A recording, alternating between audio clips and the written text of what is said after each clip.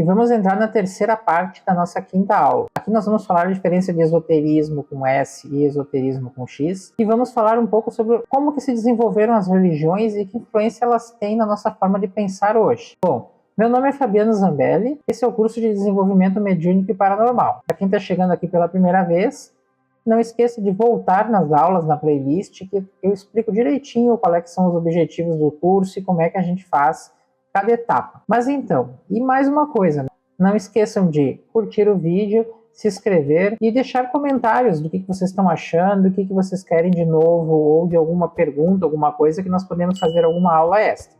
Tem muito material e muitas aulas ainda para gravar e para colocar aqui à disposição. Mas então não vamos perder muito tempo com isso e vamos direto para a aula. Bom, eu inverti a ordem aqui e é proposital. Antes de nós entrarmos nos comentários sobre as religiões e a educação que a gente teve, eu quis pontuar a diferença entre esoterismo com X e esoterismo com S. Isso é só uma questão até de conhecimento, mas envolve muito, porque as pessoas costumam dizer por aí, eu sou o cara esotérico, mas ambos são. A diferença aqui está que o esoterismo com X é aquela história de ter Deus fora do homem. Então a divindade, qualquer que seja, está fora do homem. E o esotérico com S, o esoterismo com S, é que não existe um Deus fora do homem. O homem reza para si mesmo. Eu só existo como espírito, então todos fazem parte dessa verdade. Na verdade, mesmo o esotérico com S, que reza para si, ele acredita que ele é uma parte de Deus. Deus existe sim, não vamos colocar essa história assim de que Deus não existe, eu sou Deus. Eu sou uma pequena divindade, uma parcela dele, um espírito em desenvolvimento que eu tenho que voltar a alcançar, a ser esse Deus, a fazer parte, a estar com ele. Mas eu, em vez de rezar para fora, pedindo para alguém fora, um anjo, um santo, resolver e me ajudar, eu rezo para mim ter força, eu busco em mim o que eu preciso fazer para construir esse caminho. Então essas imagens representam muito bem um esotérico com X, que toda a crença dele, tudo está voltado aqui, vocês podem ver o mouse aqui que está apontando, rezando para uma entidade que está fora. O esotérico com X não, ele busca dentro de si essa realidade. A mesma coisa aqui, né? Reza por um anjo, por um santo, e a outra pessoa ela desenvolve a partir de si mesma. Então essa diferença é bem simples, acho que ficou bem explicado. Então vamos agora para a parte dos comentários sobre religiões e a educação. Isso aqui não parece importante, essas partes históricas, mas elas são importantes para a gente entender como que a gente pensa. Por que a gente pensa dessa maneira, por que a gente age dessa maneira, e os reflexos que isso tem na nossa vida hoje. Como eu falei lá no início do curso, não é apenas importante nós desenvolvermos a mediunidade no sentido, eu vou ser um médium, eu vou entrar em contato com espíritas e está resolvendo minha vida. Não. Resolver a nossa vida é resolver ela aqui, na Terra. É resolver os nossos aspectos. Antes de ajudar, inclusive, nós temos que nos entender e saber quem somos e resolver isso. Então, vamos lá. A gente precisa entender o seguinte, que quando caiu o Império Romano no Ocidente, e nós falamos muito do Ocidente porque a nossa cultura aqui no Brasil, mesmo a Europa, a América como um todo, ela foi influenciada por esse Ocidente, por essa cultura. É muito mais forte essa cultura do que as orientais. Então vamos lá, né? Nós tínhamos um período ali de crenças, de lendas e superstições. Então quando tem ali por volta de 1500, foi alterado todo esse quadro, né? Por uma religião imposta, que foi o catolicismo, e depois veio o protestantismo. Então eles dividem muito entre si as influências que passam a administrar e a ministrar educação junto às massas camponesas. Então toda a nossa educação, a nossa forma de pensar, a nossa cultura, advém dessa forma de pensar, dessa religião em si, do catolicismo e as outras religiões cristãs. Então, nesse período, o homem camponês ele era mantido na ignorância e afirmava que o que acontecia com eles era a vontade de Deus. Então esse discurso ele serviu muito para mantê-los submissos, passivos diante da vida. E de certa forma isso acontece até hoje. Vamos lá de novo. Eu não sou contra nenhuma religião. Até porque por trás de todas as religiões tem verdades. Mas por trás das doutrinas e religiões existem seres humanos também. Existem interesses. Infelizmente existem interesses. Infelizmente, nós vemos muitos, já que eu falei da Igreja Católica, ótimos padres e péssimos padres, né? Padres que têm problemas. Não vou entrar em detalhes. E também existem dirigentes que são pessoas assim extremamente comprometidas com o crescimento, com a ajuda do próximo, e existem outras que são comprometidas com interesses que nem sempre nós sabemos o que é. Bem, acho que deu para entender o que eu quis dizer, né? Mas por trás dessas religiões existem verdades. O cristianismo é uma verdade, como o budismo também é, e o cristianismo é muito forte. É inegável o poder e a realização e a conexão divina de um mestre como Jesus. Negar isso é impossível. Assim, qualquer pessoa que faz investigações até mediúnicas vê quanto ele é um mestre de verdade, um mestre ascensionado, uma pessoa muito poderosa, uma ligação com Deus muito forte. Enfim, não vou entrar nisso aqui nesse mérito agora. Mas a religião em si, e essa doutrina de submissão, ao meu ver, pelo menos, eu ver da escola que eu frequentava e desses estudos, serviu muito para manter o homem submisso. Isso nos influencia até hoje. Ainda hoje, nós acabamos tendo, por medo do pecado, por medo disso, daquilo, a gente se nega a um monte de situações na vida, a gente aceita um monte de coisas que nos impõem por medo dessa revolta. Isso é muito forte na nossa sociedade. E na sociedade brasileira, que é extremamente cristã, a gente vê isso mais ainda, né? O brasileiro ele é muito acomodado. Olha o que fazem na política, em outras questões, e o brasileiro ele acaba aceitando de cabeça baixa. Ele reclama, mas aceita de cabeça baixa. Enfim, vamos em frente. Aí surgiu o espiritismo, né? E o espiritismo ele deveria ter libertado o homem dessa situação. Então, porém, em vez de mostrar os conhecimentos e libertar essa questão da culpa, veja bem, não estou falando que a gente não tem culpa e pode fazer o que quer. Isso é uma distorção.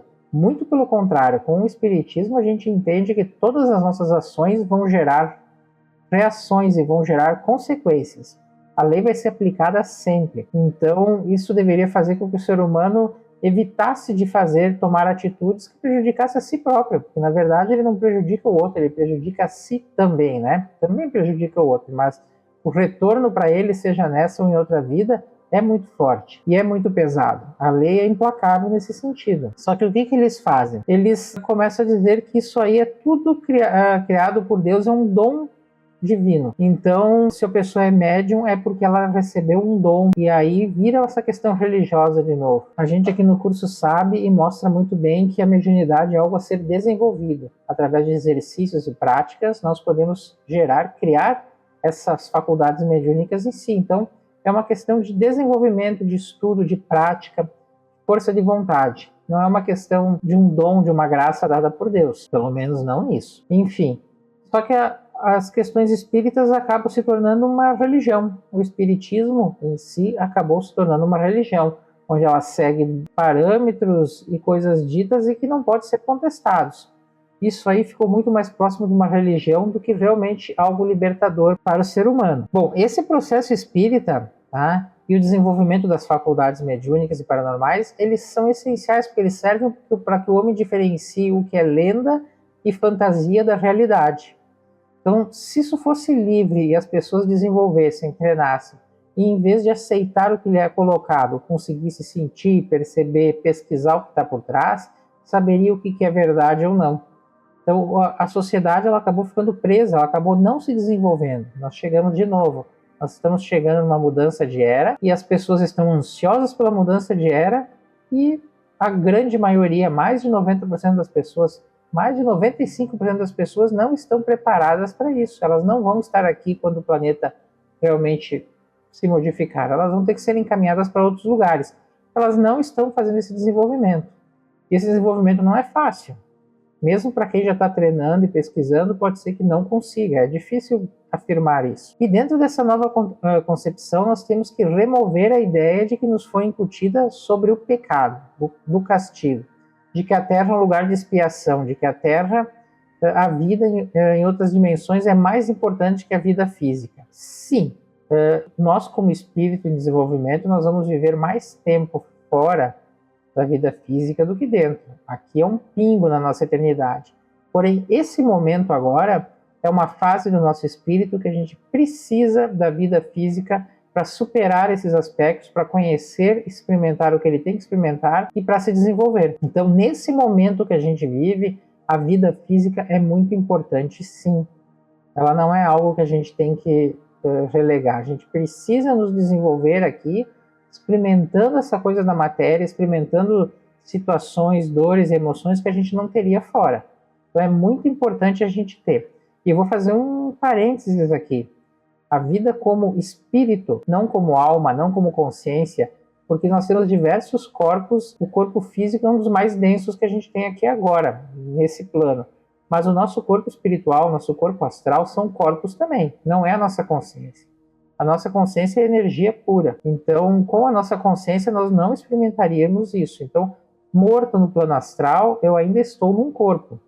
Menos sutil do que o corpo físico, mas ainda é um corpo, não é a nossa consciência de verdade. Então nós temos que entender isso também, tá? Mas a gente precisa dessa vida física para se desenvolver, para ter essas interações, para experimentar esse lado físico, que é uma etapa do desenvolvimento da nossa consciência. Sem ela, nós não iremos para frente. Então é muito importante ter. Então a gente pode estar vivendo fisicamente, ou como existem espíritos que interagem com a gente, eles acabam usando os nossos corpos para interagir também. Então, isso é uma questão que eu vou explicar mais adiante em outras aulas, mas isso aqui é muito importante de ser dito. Então, a nossa vida física, ela é extremamente importante. Então, por ser uma passagem, nossa existência nesse plano, mas é através dela que ocorre a evolução do ser. Depois, em outros níveis de consciência, nós vamos poder evoluir também fora do corpo. Mas nesse momento, a nossa vida física é muito importante para esse desenvolvimento. Então, o espírito por si só não evolui. Ele precisa de um corpo físico ou a presença de um. Dificilmente o médium deixa de executar qualquer função paranormal sem a presença de entidades astrais. Nós falamos no vídeo passado sobre os trabalhos dos terapeutas, e sim, a maioria das pessoas que trabalham ainda com a mediunidade, mesmo os terapeutas, eles não têm ação efetiva sem a presença de entidades astrais que auxiliam. Sem essas entidades, o trabalho deles não existe, o nosso trabalho não existe. Ele passaria a existir com o desenvolvimento da paranormalidade, que depende muito do nosso corpo mental. Seria a etapa que nós devemos estar evoluindo agora, conseguindo fazer, que é para poder continuarmos no desenvolvimento do próximo período do planeta. Muita gente diz que vai ser agora, mas não existe notícia concreta nenhuma, pode ser aqui 1000 anos, 500 anos. Então, não se prendam muito nisso. Então, nós precisamos dessas entidades astrais para fazer esse trabalho. O trabalho paranormal, sim. Jesus, quando curava alguém, provavelmente era o trabalho paranormal dele, era o poder dele, o poder divino dele. Então, isso é uma coisa que é muito diferente e que precisa ser levada em consideração. Tá? Então, nós precisamos disso, ou precisamos de alguém encarnado. Muitos espíritos nos acompanham e eles não são nossos protetores e não são nossos obsessores. Eles acabam atrapalhando um pouco, sim, mas eles dependem da experiência nossa para interagir com o mundo físico e também estar se desenvolvendo. Eu vou dar um exemplo mais fácil de entender. A pessoa, numa vida, era um guerreiro, alguma coisa, e matou um monte de gente. Ele se torna responsável por essas pessoas. Não quer dizer que isso aconteça sempre, mas pode ocorrer de que algumas delas, no momento em que ele reencarna e esses seres não conseguiram reencarnar, eles podem ser que sejam colocados junto com essa pessoa que está encarnando, para eles poderem experimentar, ter sensações, ter vivência para tentar sair do estado que estão. Então isso é muito comum. Então eu vejo muito trabalho de desobsessão tirando seres que não deveriam ser tirados, fazem parte da história daquela pessoa. Então todos os trabalhos têm que ser muito bem analisados nesse sentido. Não estou falando que é sempre, cada caso é um caso, e tudo precisa de muito estudo. A gente precisa pesquisar muito antes de fazer qualquer coisa. E esse é o objetivo do curso. Treinar, pesquisar, estudar. É uma pena que online aqui, que eu estou tentando só passar esse conhecimento, não tem os exercícios praticados em aula, junto, em grupo. Eles são muito importantes. Esses exercícios diários, semanais, seja quantas vezes por semana o grupo se reunir, eles são importantes para o treinamento, para a discussão, para a ampliação desses poderes. Não existe o treinamento só vendo o curso ou lendo. Ele só existe na prática, fazendo exercícios. Bom, estou fazendo as aulas mais curtas, como vocês estão vendo. O processo seria mais ou menos esse, teríamos muito para falar sobre isso, mas é mais para ter um entendimento do que está acontecendo, porque tem muito a ver com esse período, tem muito a ver com a gente parar e pensar por que eu não fiz isso ou fiz, será que foi por influência dessa cultura que a gente tem, por esse medo da punição, por essa aceitação. Isso tudo tem que ser pensado, refletido e analisado por cada um. Cada pessoa vai chegar a uma conclusão diferente e está tudo bem. Cada um tem um momento, um estágio de desenvolvimento e um processo que tem que ser seguido. Então, por isso que eu não vou dar uma resposta final, porque para cada pessoa no seu estágio, a resposta vai ser diferente.